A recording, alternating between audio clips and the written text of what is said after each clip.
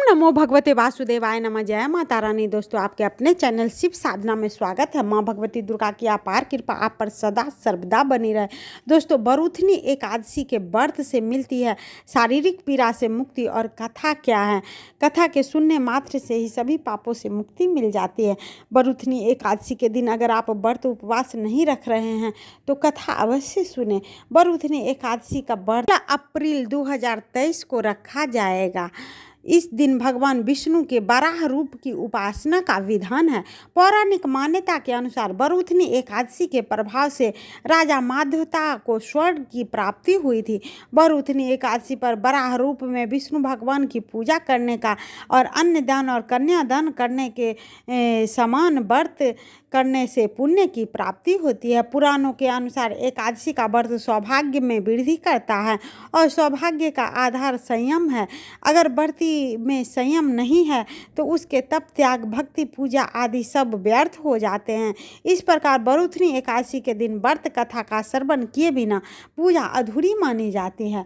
वैशाख कृष्ण पक्ष एकादशी का शुरू 15 अप्रैल 2023 सुबह 8:05 से शुरू हो जाती है और वैशाख कृष्ण पक्ष एकादशी तिथि का समाप्त 16 अप्रैल 2023 6:14 पर होगी।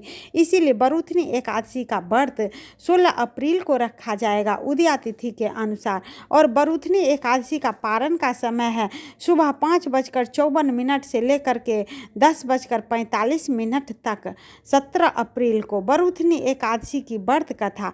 श्री कृष्ण ने बरूथनी एकादशी का महत्व बताते हुए युधिष्ठिर को एक कथा सुनाई। पौराणिक कथा के अनुसार प्राचीन काल में नर्मदा नदी के तट पर राजा माधवता राज्य करते थे। माधवता बहुत ही दानवीर और धर्मात्मा थे। एक बार जंगल के पास तपस्या कर रहे थे, तभी वहां एक भालू आया और उनके पैर को चबाने लगा। तप में लीन राजा का पैर चबाते हुए भालू उन्हें घसीट कर जंगल ले गया। घायल राजा ने अपने प्राणों की रक्षा के लिए भगवान विष्णु से प्रार्थना की।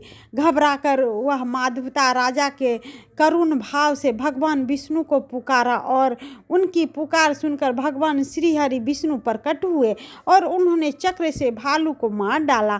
भालू के हमले से राजा माधवता अपंग हो गए और शारीरिक पीड़ा से वह बहुत दुखी हुए और कष्ट झेलने को मजबूर थे। इस पीड़ा से मुक्ति पाने के लिए उन्होंने भगवान विष्णु से उपाय पूछा। श्री हरि बोले कि तुम्हारे पिछले जन्म का पाप है जो इस जन्म में भुगतना पड़ रहा है। भगवान विष्णु ने राजा को वैशाख की बरूथनी एकादशी का व्रत और पूजन करने को कहा।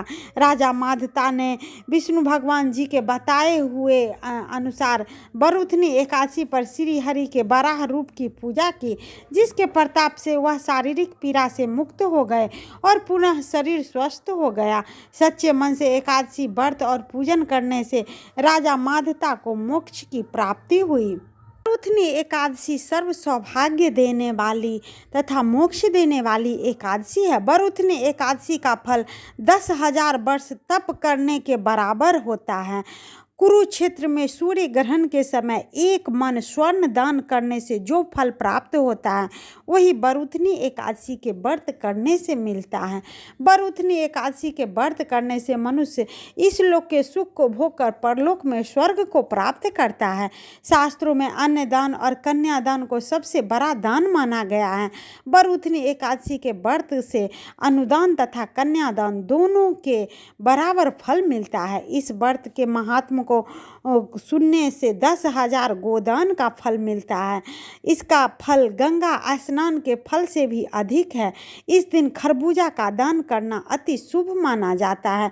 बरूथनी एकादशी के दिन छोटे छोटे उपाय करने से भगवान विष्णु प्रसन्न होते हैं और भगवान विष्णु की माधवता की कथा सुनने से भगवान विष्णु उनके अपने भक्तों की सभी मनोकामनाओं को पूर्ण करते हैं।